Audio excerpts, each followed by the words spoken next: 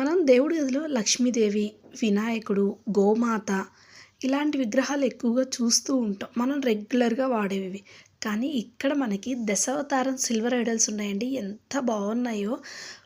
ఇక్కడొచ్చేసి దేవుడి విగ్రహాలు దశావతారమని అనమాట. అసలా కటింగ్ కానీ, ఫినిషింగ్ గానీ ఎంత పర్ఫెక్ట్‌గా కుదిరిందంటే అంత పర్ఫెక్ట్‌గా కుదిరింది. అసలు ప్రతీదీ కూడా అవతారం అనేది చాలా క్లియర్‌గా కనిపిస్తుంది. అంత బావున్నాయి. సో, చూస్తున్నారు కదా! చాలా బావున్నాయి. ఇప్పుడు ఎక్కువగా కూడా బ్లాక్ మెటల్ అనేది ఎక్కువ ట్రెండింగ్‌లో ఉందండి.